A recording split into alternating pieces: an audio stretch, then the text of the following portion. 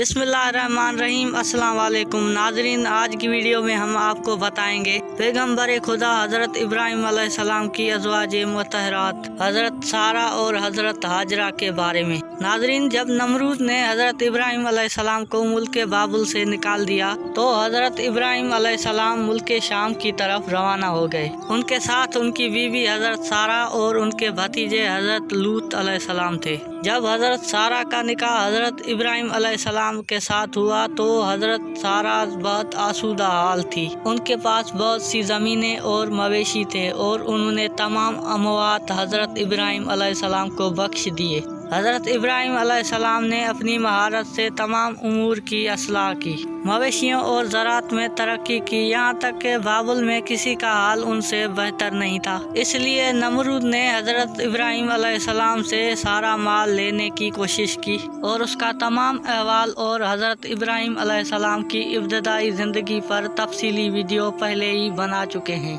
हज़रत इब्राहीम अलैहिस्सलाम और हज़रत लूत अलैहिस्सलाम और हज़रत सारा अलैहिस्सलाम को लेकर चले गए। सूरह अस-सफ़ात आयत नंबर 99। मैं अपने परवरदिगार की तरफ यानी बैतुल मुक़द्दस जा रहा हूँ, वो अनकरीब मेरी रहबरी करेगा। हज़रत इब्राहीम अलैहिस्सलाम एक गयूर इंसान थे, इसलिए उन्होंने इस सफ़र में अपनी बीवी हज़रत सारा को एक संदूक में बंद कर दिया ताकि वो गैर मर्दों की नज़र से महफूज रहे। लेकिन रास्ते में एक खिप्तियों के शहर यानी मिस्र में पहुंचे, जिस पर एक अरब बादशाह हुकूमत करता था। उनके मुल्क की सरहद पर एक सिपाही ने हज़रत इब्राहीम अलैहिस्सलाम को अपने माल का महसूल अदा करने के लिए रोक लिया। वो आपके सामान की जांच करता करता आपकी संदूक के पास आया और बोला कि ये संदूक खोल कर दिखाएं। हज़रत इब्राहीम अलैहिस्सलाम ने कहा कि फर्ज करो कि ये संदूक सोने चांदी से भरा हुआ है, इसके लिए जो तुम चाहते हो मैं तुझे दे देता हूँ, लेकिन इसे तुम ना खोलो। उसने कहा कि जब तक ये संदूक ना खोलोगे इसका हिसाब नहीं हो सकता। इस इस्ना में उसने संदूक को खोल दिया। जब उसकी नज़र हज़रत सारा के हसीनो जमील चेहरे पर पड़ी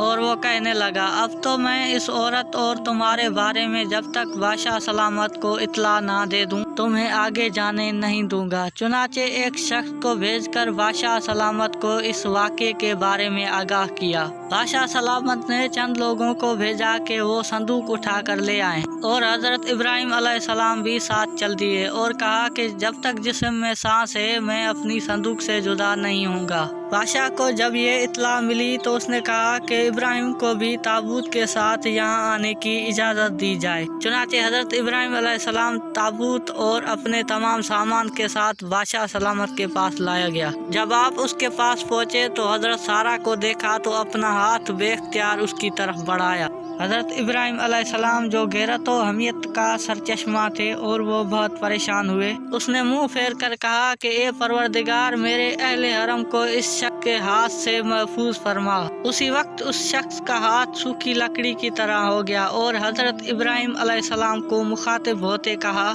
क्या तुम्हारे खुदा ने मेरा हाथ खुश्क कर दिया है? हज़रत इब्राहीम अलैहिस्सलाम ने कहा, हाँ, मेरा खुदा गयूर है और हराम के कामों को नापसंद करता है। बादशाह ने कहा कि आप अपने खुदा से दुआ करें कि मेरा हाथ ठीक कर दे और मैं आपके हरम के साथ कोई ऐसी हरकत नहीं करूँगा। चुनाचे हज़रत इब्राहीम अलैहिस्सलाम ने दुआ की और बादशाह ठीक हो गया और उसने हज़रत सारा को दोबारा देखा और उसकी तरफ हाथ बढ़ाया। इस पर पहले की तरह उसका हाथ फिर खुश्क हो गया और दोबारा हज़रत इब्राहीम अलैहिस्सलाम को दुआ की दरख्वास्त की। आपने फरमाया कि अब मैं तुम्हारे हाथ के शफायात होने के लिए इस शर्त पर दुआ करूंगा कि तुम फिर से अपना हाथ आगे नहीं बढ़ाओगे। अगर तुम फिर ऐसा करो और तुम्हारा हाथ खुश्क हो जाए तो फिर मुझे दुआ करने के लिए नहीं कहोगे। और बादशाह ने ये शर्त मान ली और हज़रत इब्राहीम अलैहिस्सलाम ने कहा कि या परवरदिगार, अगर ये सच कह रहा है तो इसका हाथ ठीक कर दे।